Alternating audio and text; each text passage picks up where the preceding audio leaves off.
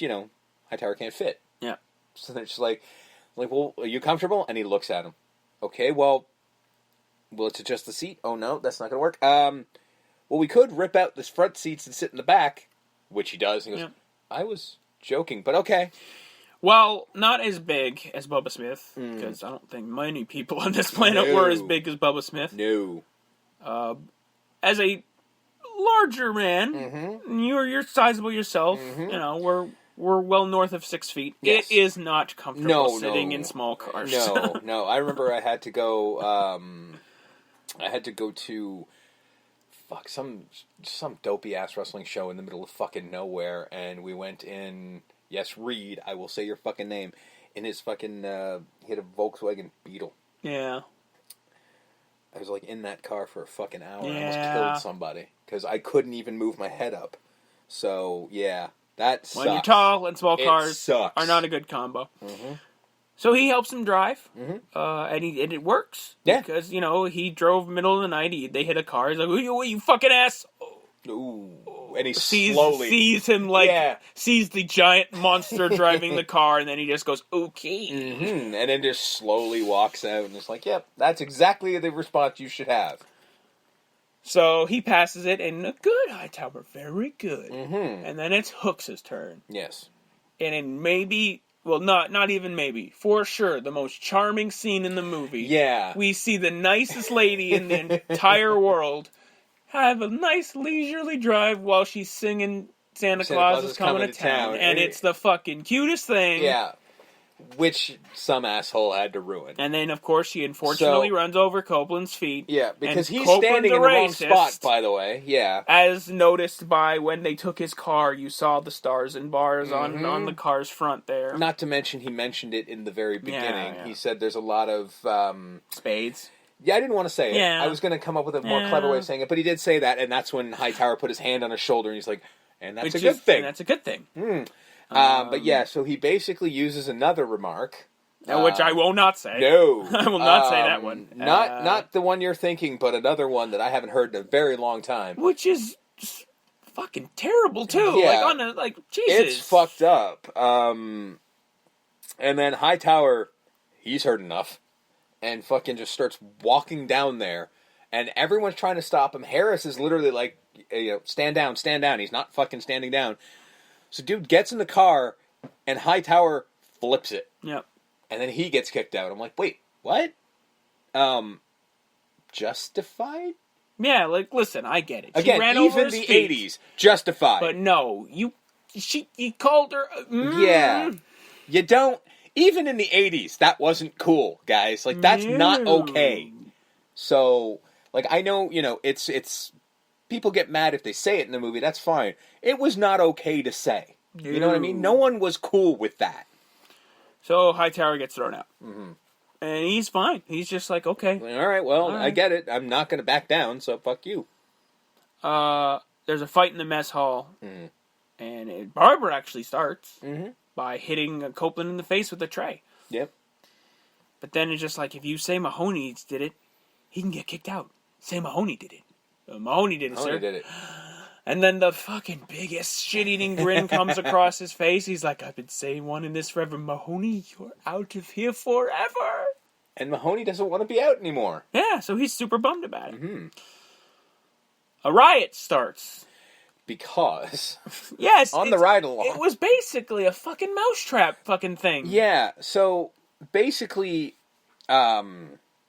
Was this actually Feckler? This was Feckler. So this was Feckler. He finally did something. Yeah, he finally did something. Fucking kickstarts a riot. He was sitting in the car, and these dudes show up, and he's like a little nervous. I'm like, you're the cop. Pull a gun for Christ's sake, something. Like, you can scare them away, but he doesn't. And he just sort of goes like, oh, should I turn the radio down or whatever? And he's like, and they're not doing it. But then the real cop comes out. And they sort of back away, and they're like, here, I got you an apple. And he's like, Which is a dick, because you got a hot dog. Yeah. I don't get a hot dog? Yeah. God damn it. Well, that's why he got mad and said, fuck it, and threw the apple, which hit one of those guys in the head. He turned around, thought it was another guy who had an apple in his hand, who threw it at him, so they start fighting. Which, in turn, knocks a pinball machine on a dolly toward... It was like a Rube Goldberg machine. Yeah, it really was.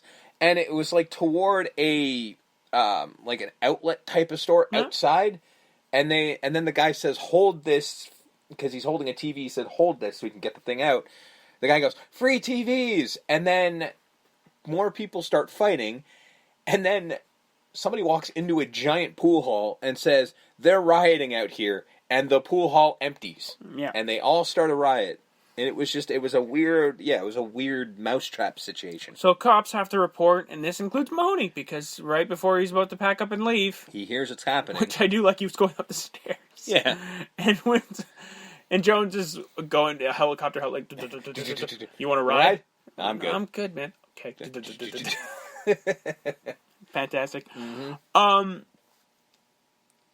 So he gets in riot gear because he's like, "Well, I'm just gonna go." Well, he doesn't. We don't see him do it. Yeah. Well, we later see all, him in the riot they gear. all go to the bus, and like Tackleberry's happy as a pig in shit. He's just like, "It's my time. I've been waiting for this forever." And then they get in the riot gear and they get on the buses, and then as they're driving, we see Mahoney on the bus. Yeah.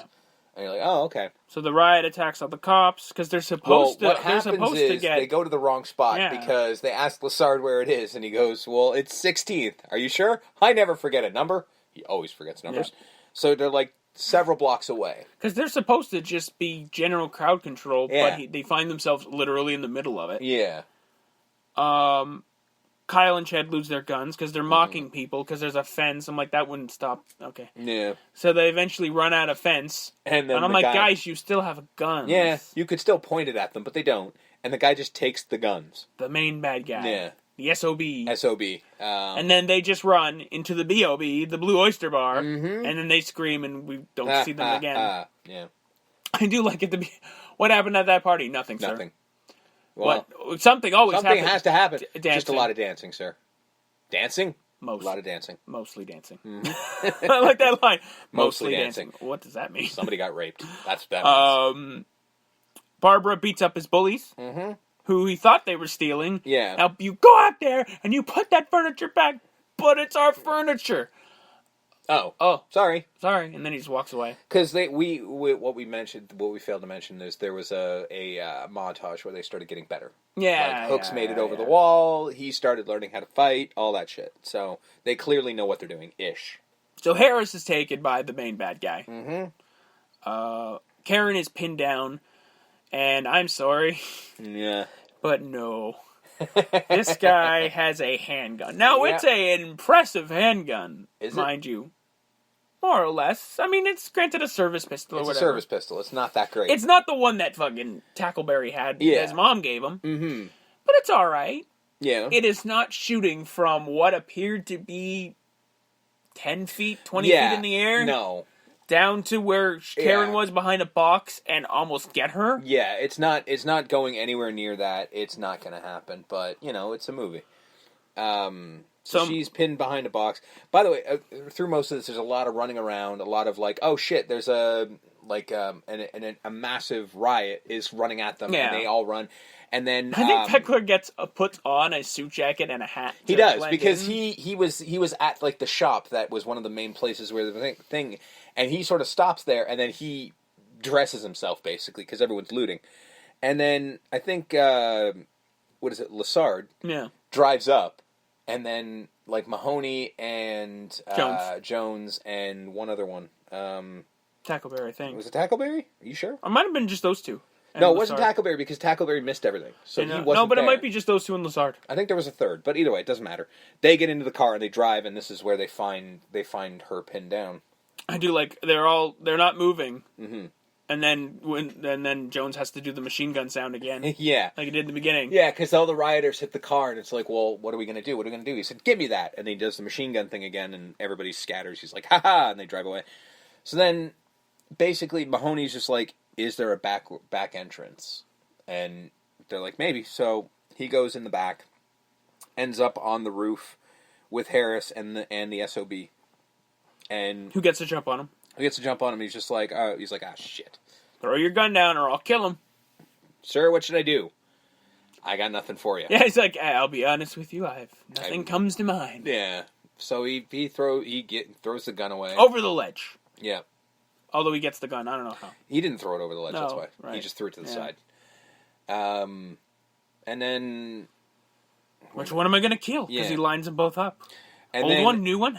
So we got Hightower, who was a florist. He went back to being he a florist, and he sees what's up, and he sees his friends in the car, so he shows up, and he's just like, he shows up. The SOB's like, well, "What do you want? I want to see you kill a couple cops." Oh, okay, come over. Yeah.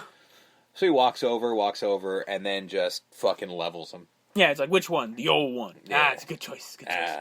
And then he just knocks him the fuck out. Day is saved. Yep. Riot is calmed down, I guess. I guess. Nobody really talks about the riot. I guess because then we smash cut to graduation day. Yeah, because apparently we're done with the riot. Hightower and Mahoney are honored for being heroes. They get the highest honor as cops because they're heroes. Which has never happened to a cadet. Yeah. Hightower goes, thank you. No, thanks. Yeah, because they're like, you're expected to make a speech. So he's like, okay. And of course, Mahoney, being the smartass that he is, after he's been caught kissing by Lessard, you two men stop that! Then it's... Sir? And then it turns out it's him, and Ken Controller's like, oh, well then, carry on. No, it's much better, Mahoney. Yeah, like, right. Yeah. No, 84, no! Yeah. So, Mahoney goes up to make the speech, and then all you hear is, zip. Well, I do like that he's like, thank you, dignitaries, president, the Pope, the King of Norway. Like, just being a general smartass. Yeah. Again, if they remade this movie, this would be Ryan Reynolds. Yes. And then, of course, he looks down, sees the hooker, looks at Lessard, and I'm like, I guess Lessard was... already knew. Yeah. Yeah. So then, zip, and then credits. Which I'm like, Kim Cattrall's going to be really pissed at you, dude. Like, that ain't cool. Again, I think, although we never see her again, so maybe not. Yeah, that's the thing. Yeah. Written off in the second movie and beyond. Although he's only in the second and third. Yeah. Again, I think this is, like, as classic 80s comedy as you can kind of get. I think so, because again, like, I literally say, like, as stupid as some of the things we've said are, it's clever in its stupidity. There's something to it. And then you get your moments with, him and Kim Cattrall's character. Him and Bubba Smith have that heart-to-heart before they go driving. And so there are moments of, like, seriousness within the levity, within the buffoonery. And of course, again, it's 1984, so you're going to get boobs, you're going to get... Yeah, you can't...